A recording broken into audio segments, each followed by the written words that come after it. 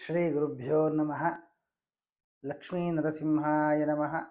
ಆದಿತ್ಯಾದಿ ನವಗ್ರಹ ದೇವತಾಭ್ಯೋ ನಮಃ. ಪಾಲಾಶ ಧೂಮ್ರ ಸಂಕಾಶಾನ್ ಧಾರಕಾನ್ ಗ್ರಹಮಸ್ತಕಾನ್ ರೌದ್ರಾನ್ ರುದ್ರಾತ್ಮಕಾನ್ ಘೋರಾನ್ ತಾನ್ ಕೇತೂನ್ ಪ್ರಣಮಾಮ್ಯಹಂ. ನಾನು ಹಿಂದೆ ತಿಳಿಸಿದ ಹಾಗೆ ರಾಹುಕೇತುಗಳು ಛಾಯಾಗ್ರಹರಾದರೂ ನಾವು ಯಾವುದೋ ಒಂದು ಭಯಗ್ರಸ್ತರಾಗಿ ಅಥವಾ ಅನೇಕ ವಿಧದಲ್ಲಿ ಮಾಧ್ಯಮಗಳಲ್ಲಿಯೋ ಅಥವಾ ಬೇರೊಂದು ಕಡೆಯಲ್ಲಿಯೋ ಇನ್ನೊಬ್ಬರ ಬಾಯಿಯಲ್ಲಿಯೋ ಕೇಳಿ ತಿಳ್ಕೊಂಡು ಅದರಲ್ಲಿ ಹೆಚ್ಚಿನ ಮಟ್ಟದ ಒಂದು ಭಯಭೀತರಾಗುವಂತಹ ಸಾಧ್ಯತೆ, ಅದರ ಜೊತೆಗೆ ಕೇತುವಿನ ಬದಲಾವಣೆ, ಹಿಂದೆ ರಾಹು ಬದಲಾವಣೆ ಆದದ್ದರಿಂದ ಫಲಾಫಲಗಳನ್ನು ನಾವು ನೋಡಿದ್ದೇವೆ.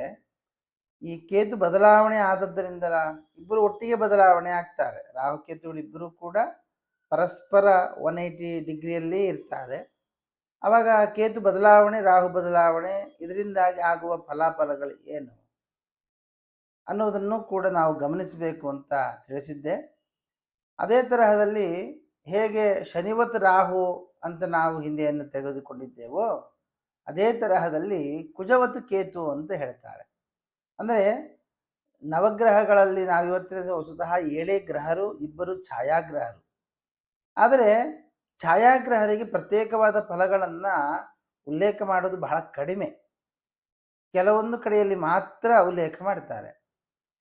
ಹಾಗಾದರೆ ಹೇಗೆ ತೆಗೊಳ್ಬೇಕು ಅಂತ ವಿಚಾರ ಮಾಡುವಾಗ ಕುಜನ ಹಾಗೆ ಕೇತುವನ್ನು ವಿಚಾರ ಮಾಡಿ, ಕುಜನಿಗೆ ಯಾವ್ಯಾವ ರಾಶಿಯಲ್ಲಿ ಬಂದಾಗ ಏನು ಫಲಗಳನ್ನು ತಿಳಿಸಿದ್ದಾರೋ ಕೇತು ಬಂದಾಗಲೂ ಅದೇ ತರಹದ ಫಲಗಳನ್ನು ತಿಳಿದುಕೊಳ್ಳಬೇಕು ಅಂತ ಹೇಳ್ತಾರೆ.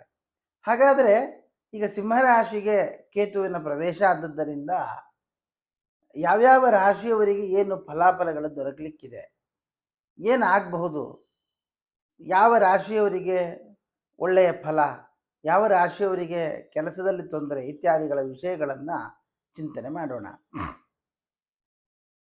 ಪ್ರಧಾನವಾಗಿ ನಾನು ಹಿಂದೆ ಹೇಳಿದ ಹಾಗೆ ಆ ಸಿಂಹ ರಾಶಿಯಲ್ಲಿ ಬಂದಾಗ ಕುಜನಿಗೆ ಏನು ಫಲ ಹೇಳ್ತಾರೆ, ಜೊತೆಗೆ ಕೇತುವಿನ ಗೋಚಾರದ ಫಲವೇನು, ಎರಡನ್ನೂ ಮೇಳೈಸಿಕೊಂಡಾಗ ಸ್ಪಷ್ಟವಾದ ಫಲವನ್ನು ನಾವು ಚಿಂತನೆ ಮಾಡ್ಬೋದು. ಬೃಹಜ್ಜಾತಕಕಾರರು ಗ್ರಹ ರಾಶಿಶೀಲಾಧ್ಯಾಯದಲ್ಲಿ ನಿಸ್ವಕ್ಲೇಶಸಹೋ ಭಯೋ ವನಚರಃ ಸಿಂಹೇಲ್ಪದಾರಾತ್ಮಜಃ ಅನ್ನುವ ಫಲವನ್ನು ಹೇಳ್ತಾರೆ. ಅಂದರೆ ಕುಜನು ಸಿಂಹರಾಶಿಯಲ್ಲಿ ಬಂದಾಗ ಕ್ಲೇಶಸಹ, ಅಭಯ, ವನಚರ, ಅಲ್ಪದಾರಾತ್ಮಜಶ್ಚ ಅಂತ ಫಲವನ್ನು ಹೇಳ್ತಾರೆ.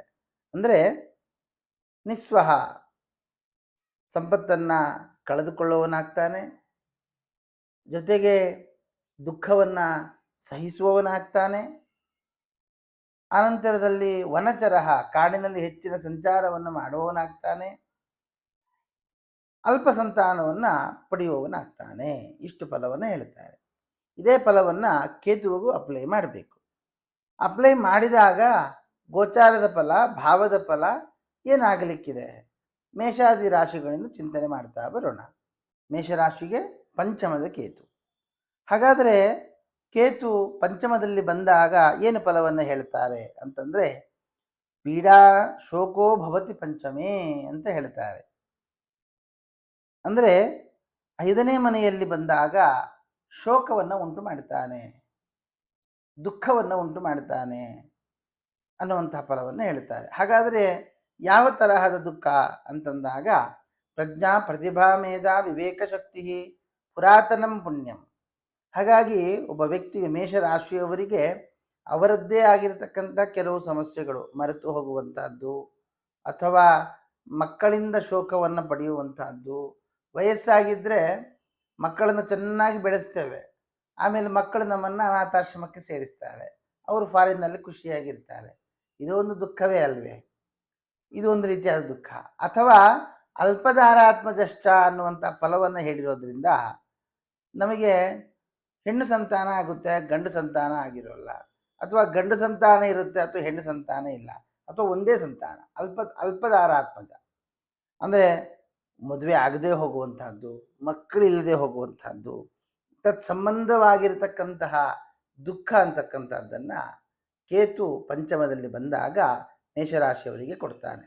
ಹಾಗಾದರೆ ಏನು ನಾವು ಪರಿಹಾರವನ್ನು ಮಾಡಬೇಕು ಅಂತಂದಾಗ, ಅವರು ಮೇಷರಾಶಿಯವರು ವಿವಾಹಕ್ಕೆ ಸಂಬಂಧಪಟ್ಟ ಸಮಸ್ಯೆಗಳನ್ನು ಅನುಭವಿಸ್ತಾ ಇದ್ದರೆ ಅವರು ಬಾಲಗಣಪತಿಯ ವಿಶೇಷವಾದ ಆರಾಧನೆಯನ್ನು ಅವರು ಮಾಡ್ತಾ ಬರಬೇಕು.